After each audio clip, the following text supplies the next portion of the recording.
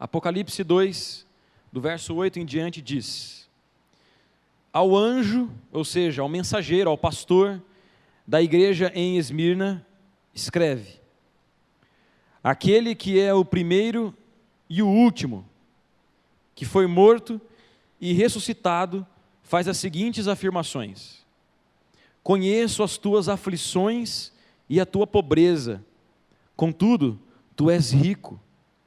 Conheço a blasfêmia dos que se dizem judeus, mas não são, pelo contrário, são sinagoga de Satanás.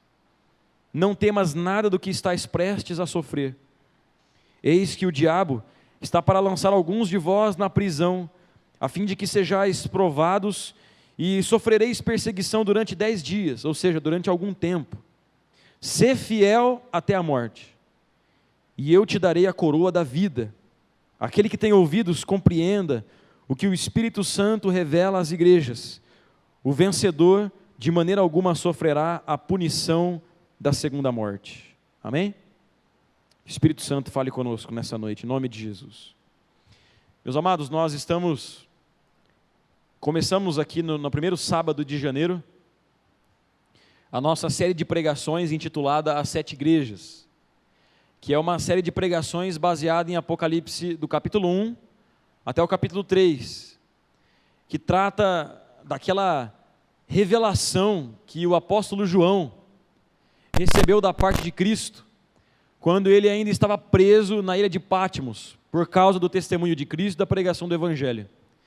Então, João habitava o Império Romano, e porque pregava o Senhor Jesus Cristo como sendo o rei, e não o imperador, como ele pregava o Evangelho, as boas notícias de paz que vinham da parte de Deus, e não da parte do imperador e dos seus exércitos, como ele pregava o único Deus verdadeiro, e não os muitos deuses do Império Romano. Então João foi perseguido, foi preso e foi colocado nessa ilha de Patmos, e aí ele ficou por mais ou menos uns 3 anos, nós falamos, de 3 a 4 anos mais ou menos, preso na ilha de Patmos. Lá ele recebeu essa revelação do Senhor Jesus Cristo. Primeiro, o Senhor Jesus se revelou a ele. Nós falamos isso na primeira mensagem dessa série. O Cristo da igreja. Vimos que o Cristo da igreja, ele já não vem mais e já não se revela mais como aquele que foi esmurrado, espancado, rasgado na cruz do Calvário, sobre sua cabeça uma coroa de espinhos, mas nós vimos que ele se apresenta diante do apóstolo João como um Cristo glorioso em todo o seu esplendor, em toda a sua santidade, em toda a sua majestade, aquele que tem olhos como chama de fogo, que vê aquilo que nós não vemos, que consome toda a falsidade e nos enxerga como nós verdadeiramente somos, aquele Senhor Jesus vestido com vestes sacerdotais, porque é através dele que nós temos acesso ao Pai, aquele Cristo glorioso, que deixou João caído como morto, aquele Cristo, mas que nos ama, que pôs as mãos sobre João e disse: não temas, esse é o Senhor da igreja, esse é o Senhor das nossas vidas, amém, queridos? E essa é a primeira coisa que João escreve no Apocalipse, a grande visão que ele tem do Cristo, o Senhor da igreja. Sábado passado nós falamos que esse Cristo começa a trazer uma mensagem para João. Essa mensagem é prioritariamente destinada a 7 igrejas da Ásia Menor. Nós vimos, inclusive, quais são essas igrejas.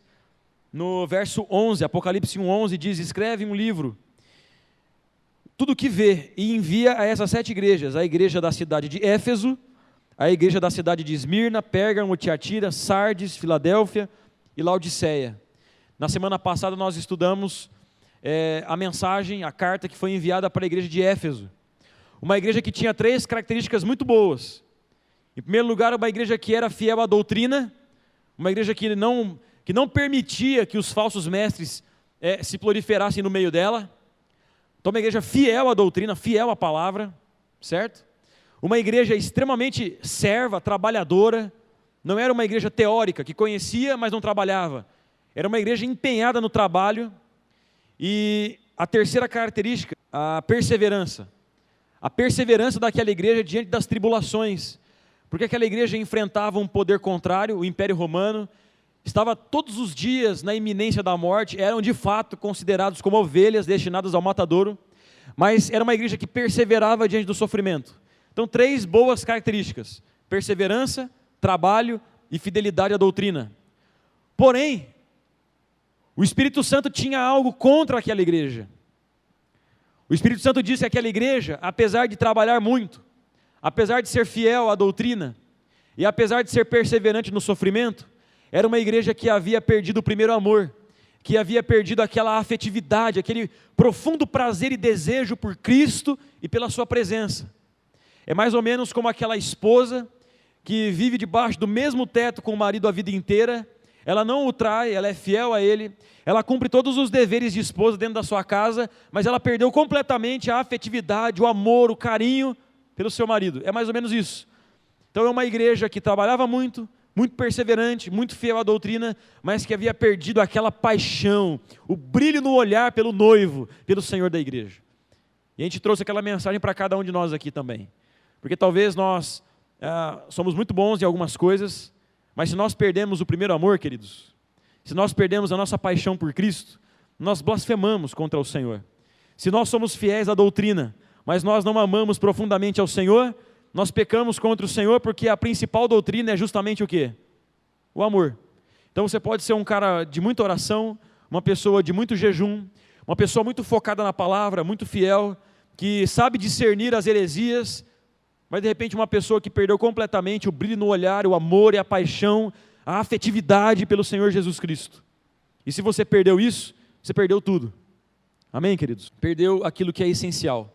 O apóstolo Paulo mesmo nos disse lá em 1 Coríntios 13, né? Se eu não tiver amor, nada serei. Ainda que eu saiba falar a língua dos homens e dos anjos, saiba profetizar, entregue o meu corpo para ser queimado, se eu não amo, nada serei. E hoje nós vamos entrar na igreja de Esmirna. O Espírito Santo também fala à igreja em Esmirna. E uma coisa interessante que eu quero começar a destacar é que o Senhor não tem nada contra essa igreja. Você já imaginou isso? Uma vez eu compartilhei com vocês que uma oração que eu sempre faço ao Senhor é aquela assim: Senhor, o que o Senhor pensa de mim, né? Bom, em relação a Éfeso, o Espírito Santo tinha algo contra. Mas quando a gente chega em Esmirna, o Senhor não tinha nada contra. O Senhor não fala assim, mas tenho porém contra ti. Ele não diz isso. Em quase todas as igrejas ele diz isso. Mas com Esmirna, ele não diz isso. O Senhor Jesus está de acordo com aquela igreja. O Senhor Jesus aprova aqueles crentes.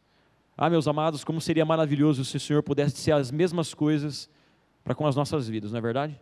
Se Ele pudesse olhar para cada um de nós e dizer assim: eu não tenho nada contra você. Mas, meus queridos, antes da gente falar da igreja de Esmirna, eu gostaria de falar sobre a cidade. Sobre algumas coisas, algumas características dessa cidade e sobre alguns acontecimentos ali daquela cidade que vão fazer toda a diferença na próxima leitura que a gente vai fazer. A gente vai ler de novo Apocalipse 2, do 8 ao 11, esse texto que a gente leu. Você viu que a gente leu ele a primeira vez, de repente você captou algumas coisas, mas não captou tanto. Agora, depois que eu falar sobre essas coisas que eu vou falar aqui agora, sobre a cidade, e a gente lê de novo, você vai perceber que faz todo sentido. Então a primeira coisa que eu quero dizer sobre Esmirna é o próprio nome da cidade, Esmirna. Esmirna significa mirra, de acordo com o comentário do pastor Hernandes Dias Lopes. Esmirna significa mirra. E o que é mirra? Talvez para alguns ficou na mesma, né? Esmirna, mirra. Mas mirra é um líquido de um aroma muito agradável e que é extraído quando um determinado tipo de erva, que inclusive recebe o mesmo nome, a mirra, ela é prensada. Então, aquela erva era macetada, ela era prensada e dela saía um aroma muito agradável que era usado, um líquido muito agradável, de um aroma muito agradável, que era usado na produção de perfumes. E ali em Esmirna havia produção de mirra, certo? Por isso o nome Esmirna, que significa mirra. O que eu quero que você grave é que para que a mirra, para que se extraia o líquido, é preciso que haja pressão sobre ela. É preciso que a erva seja macetada. Então eu quero que você grave isso. Uma segunda coisa sobre essa cidade, que eu acho que é importante destacar, é que ela era caracterizada primordialmente em 3 coisas. Primeiro, ela era caracterizada pela sua extrema riqueza. Ela era considerada a flor da Ásia Menor, mas de uma riqueza assim absurda, de muitos templos construídos com um luxo enorme para deuses falsos, para os deuses do Império Romano. Então era uma cidade extremamente rica, uma cidade completamente submissa a Roma, e uma cidade que era o centro do culto ao imperador. Então olha só, mesmo antes de Roma ser o que era, aquela cidade, muitos anos antes, ainda sobre o período em que Alexandre o Grande dominava, ou seja, os gregos, quando os gregos ainda dominavam aquela região, as autoridades, os políticos de Esmirna, tiveram essa sensibilidade política de que o poder estava passando da mão dos gregos para a mão dos romanos. Presta atenção nisso. E aí aquelas autoridades de Esmirna tiveram uma percepção, uma sacada muito importante, foram extremamente oportunistas. O que eles fizeram? Bom, já que o poder está saindo das mãos dos gregos para as mãos dos romanos, vão fazer uma média com os romanos. Então eles fizeram o seguinte pedido: pediram a Roma o privilégio de construir ali em Esmirna um templo dedicado à deusa Roma. Então eles pediram esse privilégio, Roma deu, ou seja, Roma, a cidade lá de Roma pensou, bom, esse pessoal está com a gente. Então Esmirna construiu aquele templo dedicado à deusa Roma. Depois, no ano 26 a.C., pediu para ser a capital do culto ao imperador. Então veja se aquela cidade não queria fazer média com Roma. Então primeiro eles constroem um templo dedicado à deusa Roma. Depois eles querem se tornar o centro do culto ao imperador fora de Roma. Então, longe de Roma, o centro do culto ao imperador era Esmirna. E junto, meus amados, com essas permissões, com a construção desse templo, com essa possibilidade de ser o centro do culto ao imperador, vieram privilégios. Não disse para vocês que Esmirna era uma cidade rica? Os privilégios e a riqueza dela vieram daí. Vieram de todas as médias que eles fizeram no passado com o Império Romano. Então é uma cidade extremamente rica, submissa a Roma, e o centro do culto a um homem, ao imperador. Terceira característica importante para destacar sobre Esmirna é que ela foi o local do nascimento de um mito, o mito de Dionísio. Para resumir, que eu não quero ficar falando de Dionísio, eu quero ficar falando de Jesus. Dionísio basicamente era um deus, da mitologia, que havia morrido e que havia voltado à vida. Basicamente é isso. Dionísio era um deus que havia morrido e que havia ressuscitado de acordo com a mitologia, na mitologia deles. Uma quarta característica importante sobre Esmirna é que em Esmirna havia aqueles estádios onde os atletas disputavam suas corridas e os vencedores das corridas ganhavam uma coroa com aquelas folhas de louro, sabe? Lembra da nota de R$1, né? Aquela cara, de César, que tinha aquela coroinha com aquelas folhinhas. Aquilo ali era a coroa da vitória para todos os atletas que corriam nos estádios. Então ao vencedor era dado aquela coroa, a coroa com as folhas de louro. E por último, a última característica que é importante falar aqui, e você vai ver que na leitura vai fazer toda a diferença, é que foi em Esmirna que Policarpo morreu. Você fala, tá, quem é Policarpo? Policarpo, ele foi discípulo do apóstolo João. Vamos lá, quem escreveu o Apocalipse? João. Policarpo foi um dos discípulos do apóstolo João, e ele foi bispo, ele foi líder, ele foi pastor, ele foi um anjo, um pastor, um líder, o bispo de Esmirna. E ali também ele foi morto. Então, no ano 159 depois de Cristo, Policarpo foi preso por pregar o evangelho, e ele foi levado a julgamento perante as autoridades da cidade, por ele ser um ateu. Como assim, Os cristãos eram chamados ateus, primeiro porque eles não adoravam o imperador. Então quem era do Império Romano dizia, se eles não adoram o imperador, eles são o quê? Ateus, porque eles não acreditam na divindade do imperador. E os cristãos também eram chamados ateus porque eles não adoravam os falsos deuses, aquela quantidade enorme de deuses, mas adoravam somente um Deus, e não era o Deus dos romanos. Portanto, eles eram considerados ateus. Então Policarpo, que era no caso um ateu, foi preso, foi levado a julgamento. No julgamento, ameaçaram Policarpo, ameaçaram no sentido de jogá-lo para feras famintas. E a autoridade ordenou que ele confessasse a divindade do imperador romano. Então, ameaçando Policarpo, ameaçando jogá-lo para feras famintas, eles deram essa ordem: confessa aqui agora, diante de todos que estão aqui presentes, que o imperador é o Senhor, que o imperador é Deus. E então Policarpo disse: nunca. Na ata de martírio dele, diz isso: nunca. Depois, ameaçando queimá-lo vivo, ordenou que Policarpo negasse a Jesus Cristo. E então ele respondeu o seguinte, para o procônsul, né? Ele disse assim: você me ameaça com fogo, que queima nessa vida, mas você é ignorante quanto ao fogo de juízo que queima pela eternidade. Eu sirvo ao Senhor Jesus há 86 anos, e Ele só tem me feito o bem. Como posso negar o meu Senhor, que me salvou? E então, meus amados, Policarpo foi jogado na fogueira. E as testemunhas da ata de martírio dele disseram que enquanto ele era queimado vivo, ele cantava louvores ao Senhor.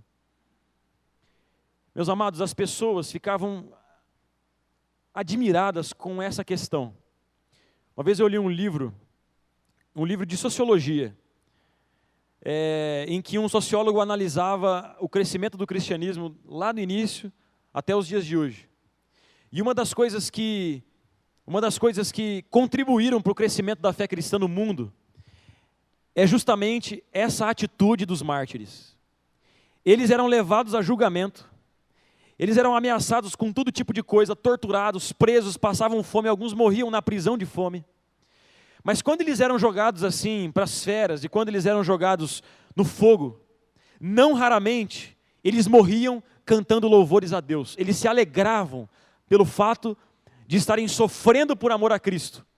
E isso trazia um senso de que eles de fato criam, de que eles não estavam apegados a esperanças vãs, mas de que eles estavam apegados a uma verdade tão profunda, que faziam com que eles fossem fiéis àquela verdade até a morte, nem que fossem queimados vivos, mas eram queimados cantando louvores a Deus. Meus queridos, essas são as 5 características que eu queria destacar aqui para vocês hoje. E a gente vai ler de novo o texto, Apocalipse 2, do 8 ao 11, fazendo algumas paradas para você ver como tudo isso faz todo sentido com aquilo que nós acabamos de ler em Apocalipse 2, do 8 ao 11. Abra lá comigo. Veja, primeiro verso 8. Verso 8 diz assim: ao anjo da igreja em Esmirna, escreve. Então, Jesus envia a sua mensagem ao pastor da igreja em Esmirna, a cidade das ervas prensadas. Lembra disso? Das ervas prensadas. Continuando o verso 8. Aquele que é o primeiro e o último. Então veja, Jesus se apresenta, meus amados, aqui, como sendo o primeiro e o último, ou seja, como sendo o absoluto, como sendo o Senhor soberano, numa cidade que tinha o imperador como o primeiro. Numa cidade toda que tinha o imperador como o Senhor soberano, Jesus se apresenta para a igreja de Esmirna como sendo o primeiro e o último, o Senhor soberano. No verso 8 continua: aquele que é o primeiro e último, que foi morto e ressuscitado, faz as seguintes afirmações. Jesus se revela como aquele que foi morto e ressuscitado verdadeiramente, numa cidade que produziu o mito de quê? De Dionísio, um deus morto e que voltou à vida. Dionísio, meus amados, era mito. Jesus, a verdade. Então Jesus se revela para a igreja de Esmirna como sendo aquele que morreu, mas como sendo aquele também que ressuscitou. E como sendo aquele que morreu e ressuscitou verdadeiramente. Não como uma invenção, não um mito, não um conto de fadas. No verso 8, no verso 9, agora vamos ler junto, diz assim, ó, acompanha comigo a leitura aí, senão você vai se perder. Conheço as tuas aflições, até aí. Meus amados, Jesus diz que conhecia as aflições de uma igreja que era prensada todos os dias, assim como a mirra é prensada. Prensada pelas perseguições, prensada pela pobreza, prensada pelas prisões. Meus amados, a igreja sofria demais com todas essas pressões, e Jesus diz: eu conheço as tuas aflições. Ainda no verso 9 diz assim: contudo, conheço a tua pobreza, contudo, tu és rico. Lembra, queridos? Jesus está dizendo: eu conheço a tua pobreza, igreja. E onde a igreja estava situada? Onde, queridos? Em Esmirna. Uma cidade pobre ou uma cidade rica? Uma cidade rica. Mas Jesus diz: eu conheço a tua pobreza, igreja de Esmirna. Mesmo vivendo no meio dessa cidade rica, eu os enxergo, eu os percebo, vejo suas aflições, vejo sua pobreza, e conhecer aqui em Apocalipse não significa simplesmente saber, mas significa saber e intervir. A gente vai falar um pouco mais sobre isso daqui a pouco. Continuando, queridos, ainda no verso 9, diz assim: conheço a blasfêmia dos que se dizem judeus, mas não são, pelo contrário, são sinagoga de Satanás. Jesus diz que conhecia as blasfêmias dos judeus contra eles. A igreja era prensada pela perseguição, era prensada pelas prisões, tortura, fome, pobreza, mas também era prensada pela calúnia. Viver como um cristão em Esmirna era difícil, queridos. Viviam na pobreza porque os bens eram retirados, viviam em aflições porque eram perseguidos, presos, julgados, jogados no fogo, jogados para feras selvagens e esfomeadas, e eram caluniados pelo fato de serem cristãos. Há um desenho muito conhecido, talvez você já tenha visto, um desenho antigo, que era uma zombaria, na verdade, para os cristãos. Era o desenho de uma mula, o desenho de um jumento pregado numa cruz. A cabeça de um jumento, o corpo de um homem, pregado numa cruz e dito mais ou menos assim: esse é o Deus dos cristãos. Meus amados, os cristãos eram zombados, os cristãos eram caluniados o tempo todo. A respeito deles era dito que eles eram canibais, por exemplo. Eles zombavam dos cristãos como sendo canibais por causa da ceia do Senhor, que é beber o vinho e comer o pão, significando o sangue e o corpo do Senhor Jesus Cristo. Então eles eram caluniados o tempo todo. Então era pressão por todos os lados. No verso 10 diz assim: não temas nada do que estás prestes a sofrer. Jesus havia avisado que mais prensa viria, com prisões, perseguições, provações, mas que eles não deveriam temer, que eles deveriam ser fiéis até a morte, assim como Policarpo foi anos mais tarde. Ainda no verso 10 diz: a fim de que sejais provados e sofrereis perseguições durante 10 dias, sê, pois, fiel até a morte, e eu te darei a coroa da vida. Depois da provação, Jesus disse que daria a coroa da vida para eles. Numa cidade onde os atletas disputavam a coroa de louro, Jesus promete a coroa da vida, a vida eterna. Meus amados, essa é a leitura simples que eu queria fazer com vocês aqui, desse texto bíblico. E eu queria dizer para vocês, meus amados, que dessa carta destinada a Esmirna, nós podemos tirar muitas lições. Vários enfoques podem ser feitos, mas eu queria ficar com aquilo que para mim é essencial e aplicar na vida de cada um de vocês nessa noite. Lembra qual foi o enfoque principal da igreja de Éfeso? Lembra? Vocês perderam o quê? O quê, queridos? Primeiro amor. Qual era o enfoque principal, a essência da mensagem que o Espírito Santo trouxe para a igreja de Esmirna? Para mim, queridos, a vitória sobre a tribulação e a morte. A vitória sobre a morte. Então é sobre isso que eu queria falar com vocês aqui hoje. Meus amados, a primeira coisa que eu quero dizer para você é que o nosso Senhor, o seu Senhor, o Senhor da igreja, Ele foi morto, mas Ele foi também ressuscitado. Foi assim que ele se apresentou no verso 8, como aquele que foi morto, mas como aquele que ressuscitou. Veja, queridos, João, que foi quem escreveu o Apocalipse, viu o Senhor Jesus morrer. Você não viu, mas João viu. João viu Jesus suar sangue no Getsêmani. João viu Jesus ser preso. João presenciou Jesus sendo espancado e humilhado pelos soldados. João acompanhou o Senhor Jesus sendo açoitado. João esteve aos pés da cruz de Cristo. João viu o Senhor Jesus sendo esfolado, sendo rasgado, sendo esmagado e pregado na cruz do Calvário. Ele viu o sangue de Cristo se esvair. João viu a vida de Cristo se esvair. João viu tudo isso. Então, quando Jesus se apresenta para João como sendo aquele que morreu, João sabe exatamente o que é isso, queridos. Porque ele viu. Ele viu Jesus morto. Ele viu Jesus sendo sepultado. Ele viu Jesus sendo enfaixado. Ele viu que Jesus de fato estava morto, rígido, frio, pálido. João viu. Mas uma coisa interessante é que esse João, para quem Jesus se apresenta como também aquele que ressuscitou, esse João também viu a ressurreição de Cristo. João teve o impacto da ressurreição. Meus amados, a ressurreição foi um impacto mesmo para aqueles que ouviram o tempo todo que Jesus ressuscitaria. Jesus falou isso para eles o tempo todo. Mas quando eles viram Jesus frente a frente, eles ficaram loucos de alegria, admirados. Ficaram assim, mas vibrantes.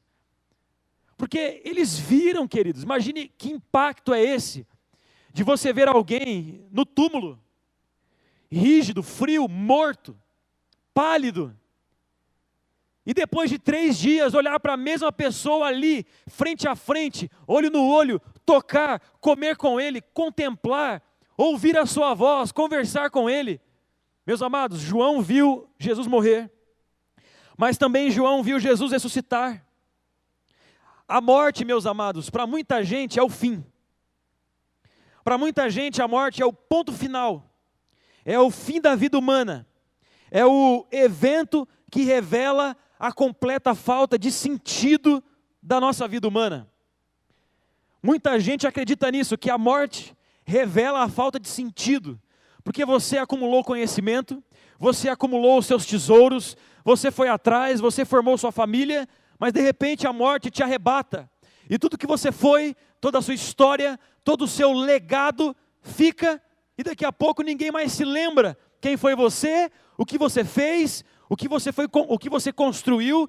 E mesmo aquelas pessoas que são extraordinárias e que fogem à regra, e que fogem da média, e que são os gênios, tendem, com o tempo, a ficarem no mais completo esquecimento. Então, para muita gente, morte é o fim de tudo, é o ponto final, é o evento que revela a falta de sentido de tudo, é aquilo que nos reduz à poeira cósmica para todo sempre e fim. Para muita gente, a morte é a entrada nas invencíveis trevas, é a entrada no nada, é o ponto onde a história, as pessoas e o legado delas começa a ser esquecido. Para muita gente, meus amados, morte é isso. Para muita gente, morte é invencível. Pois é justamente isso que João vê Jesus vencer. Entendeu? Para um pouco para pensar no dia da sua morte. Para um pouco para pensar que um dia você vai ser colocado na gaveta de um túmulo, frio e escuro, e ali você vai se decompor até virar pó. Agora eu quero que você lembre que é justamente essa morte que o Senhor Jesus Cristo venceu, e foi exatamente isso o que João viu com seus próprios olhos. Não um Cristo que ressuscitou para morrer, como aconteceu com Lázaro, que morreu e depois de 4 dias ressuscitou, mas ressuscitou para morrer novamente. Em Apocalipse nos diz, no capítulo 1, no verso 18, Jesus mesmo diz: eu sou aquele que estive morto, mas ressuscitei e vivo pelos séculos dos séculos, vivo por toda a eternidade. Amém, queridos? Meus amados, o seu Senhor, o Senhor da igreja, é esse que banaliza a morte. Você tem medo da morte? Você espera pelo Senhor apenas nessa vida? Você tem pavor desse dia? Eu quero dizer para você que o seu Senhor, Ele banalizou a morte. Jesus tornou a morte nada. Ele triunfou sobre a morte. As chaves da morte e do inferno estão em suas mãos. Ele abre a porta, Ele fecha a porta, ou seja, Ele tem o controle sobre o poder da morte.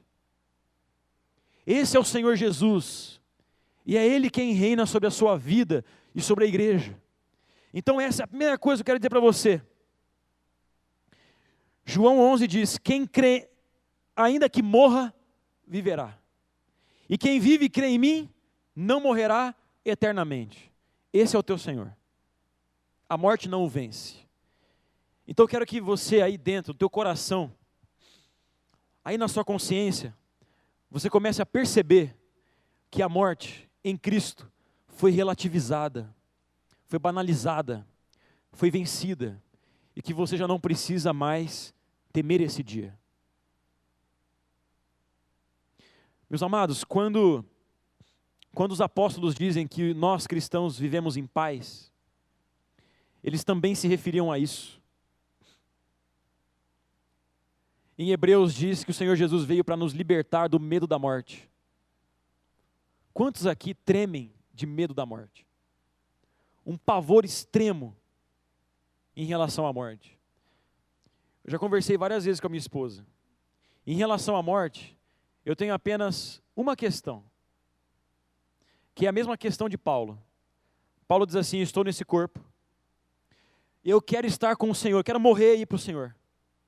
Paulo diz isso. Mas ao mesmo tempo ele diz, porém eu também quero estar aqui e cumprir minha missão.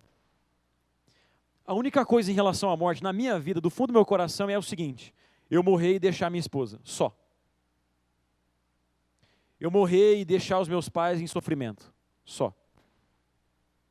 Porque dizer para você que eu tenho medo dela, eu não tenho, queridos. Eu não tenho medo da morte.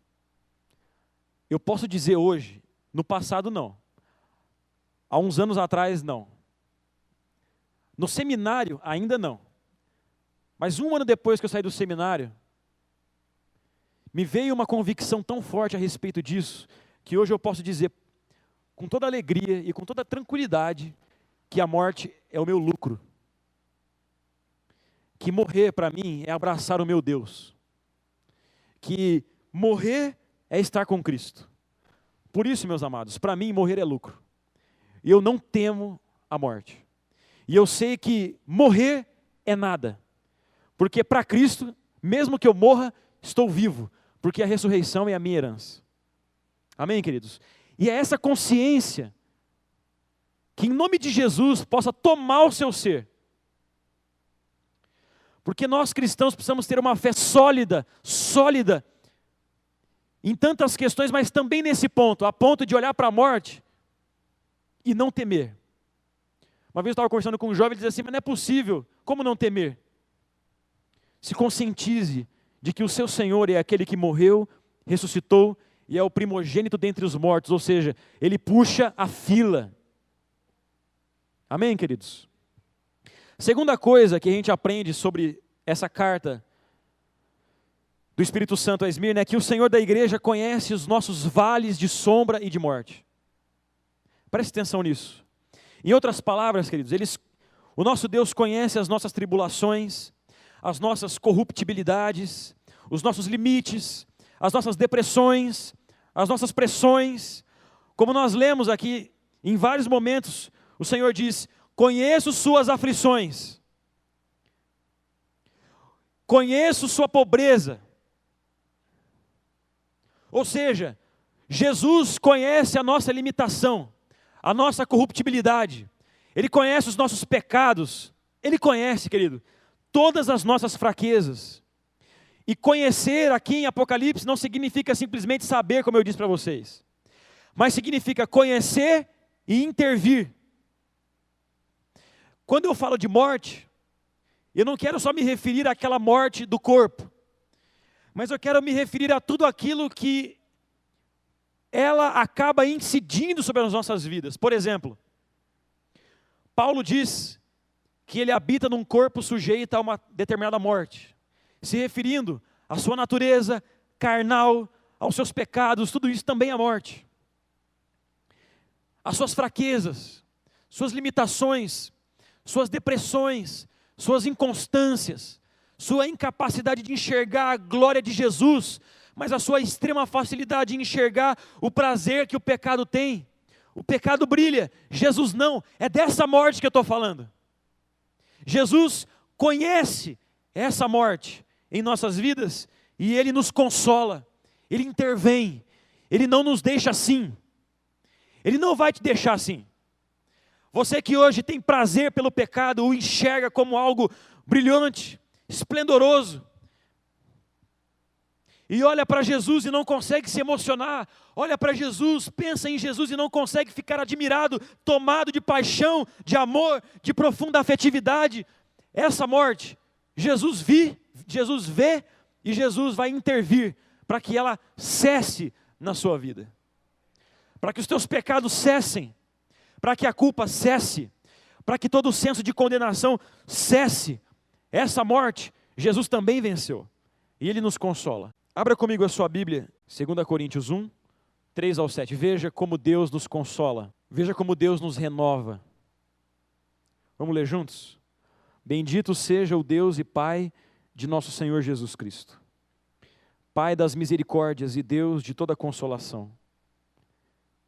Deus de toda consolação, que nos consola em todas as nossas tribulações, para que também sejamos capazes de consolar os que passam por qualquer tribulação, por intermédio da consolação com que nós mesmos fomos consolados por Deus. Porquanto, da mesma maneira como os sofrimentos de Cristo transbordam sobre nós, igualmente, por meio de Cristo, transborda a nossa consolação. Ora, se somos atribulados, é para a nossa consolação e salvação. Se somos consolados, é, pois, para a vossa consolação, a qual vos proporciona perseverança, a fim de que suporteis as mesmas aflições que nós também estamos passando. E a nossa esperança a vosso respeito está firme, visto que sabemos que sois participantes dos sofrimentos, e de igual forma o sereis da consolação. Veja quantas vezes Paulo cita a palavra consolação, consolação, consolação, porque o Senhor nos enxerga. O Senhor te vê. O Senhor vê o teu sofrimento na luta contra a sua própria inconstância. O Senhor vê a sua luta contra aqueles pecados que são corriqueiros na sua vida. O Senhor vê a sua luta para ser fiel em todos os ambientes, não só aqui dentro.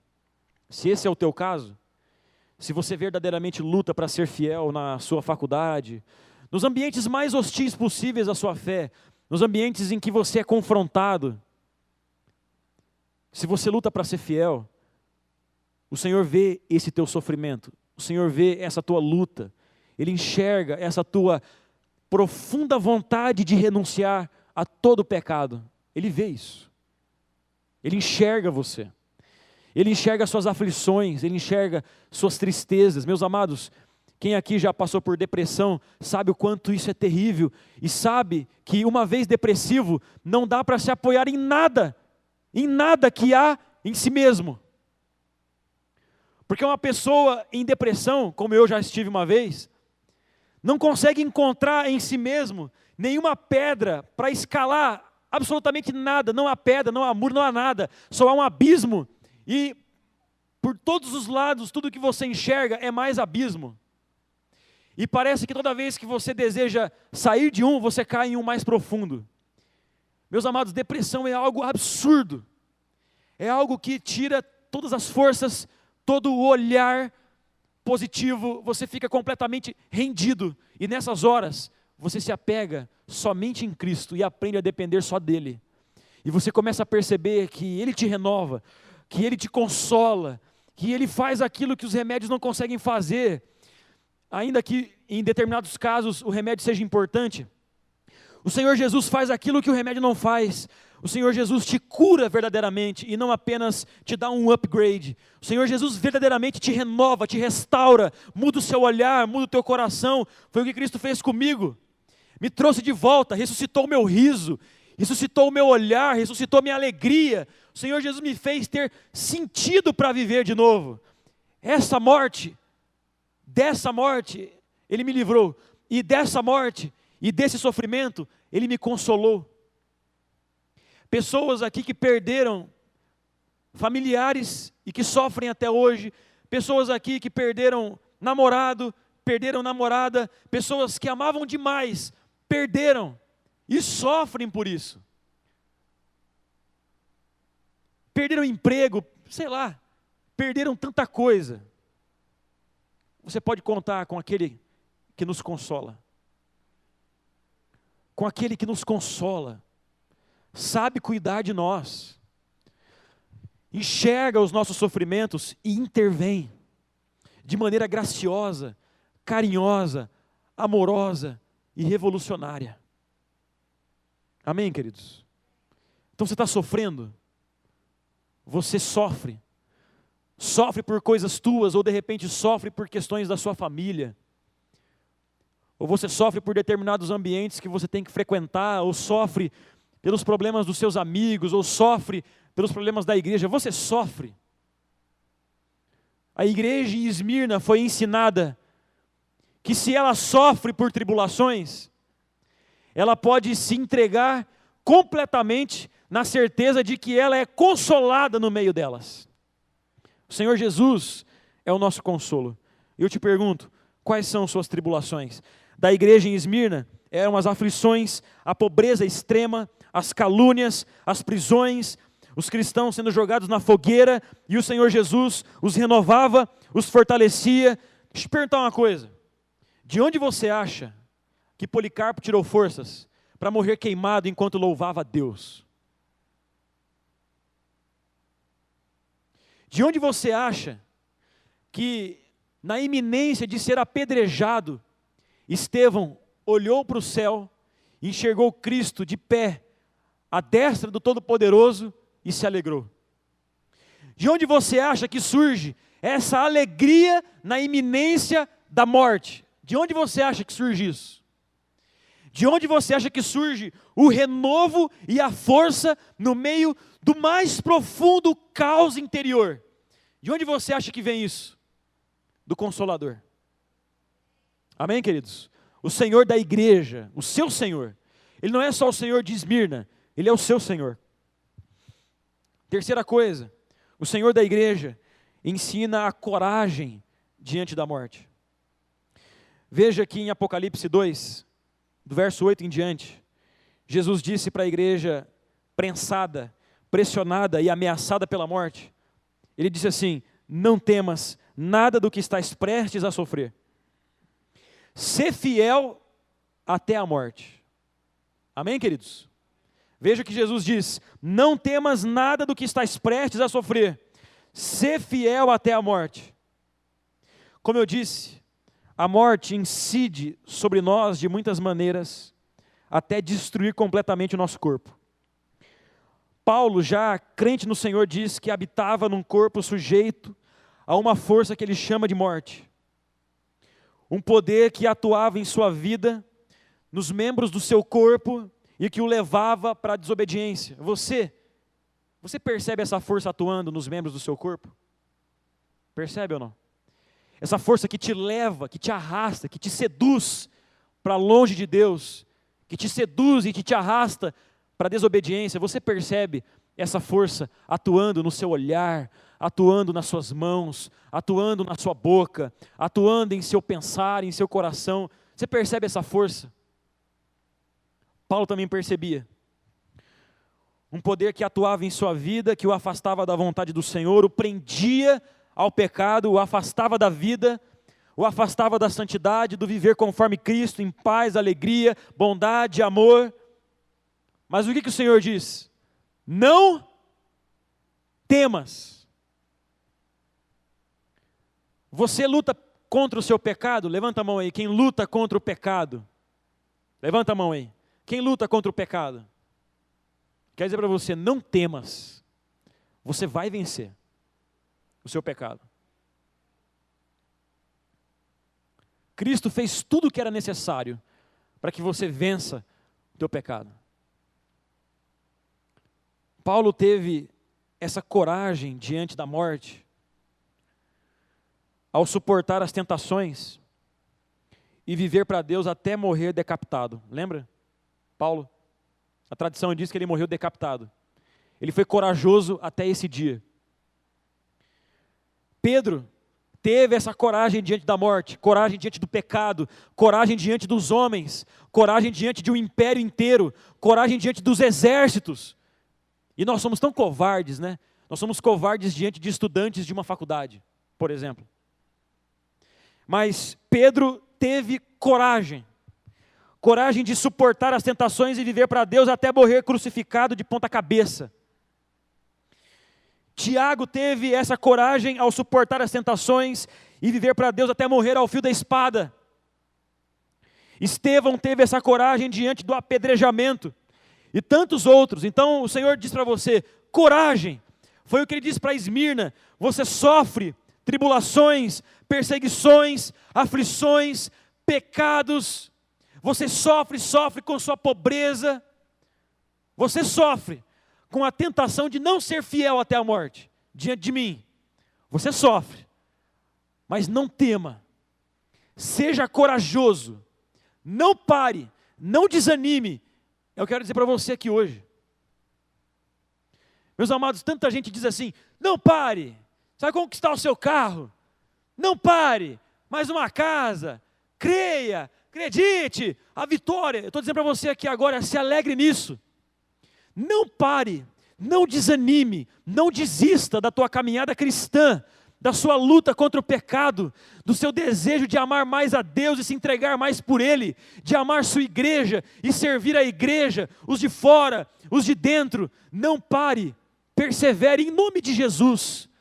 Que o Senhor te renove, que essa mesma coragem que habitou Paulo, Pedro, Tiago, Estevão, que essa mesma coragem que é recomendada à igreja de Esmirna, seja a coragem que reina sobre o seu coração, porque Deus não nos deu um espírito de covardia, mas de poder, de amor e de equilíbrio. Amém, queridos? Não seja covarde em relação ao diabo. Tantos crentes morrendo de medo do diabo, tantos pastores querendo que os crentes tenham medo do diabo e das maldições, para que os crentes dependam deles. Não faça isso. Dependa de Cristo. E quem está em Cristo, não teme o diabo, vigia. Não teme o pecado, vigia. Não teme os demônios, não teme maldição, porque o sangue de Cristo nos livra. Então, não tema o diabo, não tema os demônios, não tema a morte, não tema o pecado, não tema. Sê corajoso, porque Cristo é o Senhor da igreja. A quarta e última coisa que eu quero deixar para vocês aqui. O Espírito Santo diz assim, em Apocalipse 2, eu te darei a coroa da vida, representando a eternidade com Deus. E diz assim, de maneira alguma você sofrerá a segunda morte. Que segunda morte é essa? O inferno. Meus amados, o Senhor da igreja, promete a vitória sobre a morte para com as nossas vidas. O Senhor da igreja promete uma coroa, não aquela que os atletas almejavam nos estádios, mas a sua presença constante, a eternidade de comunhão com o Criador. A ressurreição dentre os mortos para a vida eterna no novos céus e nova terra, onde habita a justiça, e não a guerra, e não o choro, e não a dor, e não a morte, e não as lágrimas. O Senhor Jesus, o Senhor da igreja, promete o livramento da segunda morte, o livramento da condenação do inferno. Portanto, Ele promete a vitória sobre a morte. Eu queria ler de novo com vocês o texto lá. Apocalipse 2, verso 11. Aquele que tem ouvidos, compreenda o que o Espírito revela às igrejas. O vencedor, de maneira alguma, sofrerá a punição da segunda morte. Nós não precisamos temer o inferno. Nós que cremos no Senhor, não precisamos temer a morte, porque Ele nos promete a sua vitória. Essa é a verdadeira vitória. Essa palavra vitória é a palavra mais banalizada do planeta na igreja evangélica. Vitória. Agora é só vitória. Mas vitória é isso. É vitória contra esse mundo, contra o pecado. É vitória contra mim mesmo, contra a minha carne. É vitória contra o diabo, que quis a minha caveira a minha vida inteira. É a vitória contra os demônios, contra a maldição, é a minha vitória. Vitória, queridos.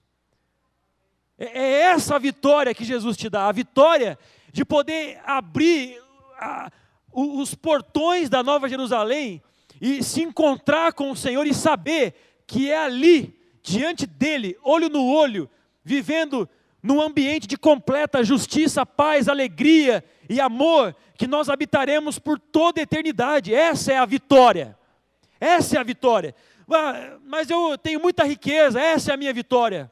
Essa era a vitória do pessoal de Esmirna. A igreja em Esmirna era pobre, mas Jesus diz, mas tu és rica. Você é rica, igreja. Você é pobre, mas na verdade você é rica. Porque todos esses aí têm suas casas incríveis, construídas à beira dos montes onde os templos são erigidos. Mas eles morrerão e não herdarão o que vocês herdarão. O que vocês vão herdar, queridos? Vocês vão herdar o quê? Uma casa na praia? Ah, se Deus te der isso, amém. Seja feliz. Mas a sua grande herança, a sua grande vitória é saber que o céu é teu, que Deus é teu por todo sempre. Meus amados, céu só é céu porque Deus está lá. Então a grande questão é Ele mesmo, é Deus. Ele é a sua herança. Por isso você é mais, muito mais do que vitorioso, muito mais do que vencedor. Essa é a tua coroa. Você trocaria essa coroa por qualquer outra coroa que esse mundo te ofereça? Trocaria essa coroa por um Camaro amarelo? Trocaria? Trocaria essa coroa por uma mansão? Trocaria? Trocaria essa coroa por 50 anos de muita riqueza aqui nessa terra? Você trocaria? Eu não, querido. E acho que nenhum eleito do Senhor trocaria. Acredito que qualquer cristão genuíno não troca jamais. Essa herança é maior do que qualquer migalha que esse diabo desgraçado possa nos oferecer, que esse mundo caído possa nos oferecer. Essa é a nossa vitória. Então não tire os teus olhos dela, em nome de Jesus. Não perca o seu foco, não se desvie com outras coisas. O Senhor é o teu tesouro, Ele é a tua herança, Ele é o teu Senhor, Ele é o teu Salvador, Ele é quem te dá a vitória sobre a sua morte. Amém, queridos?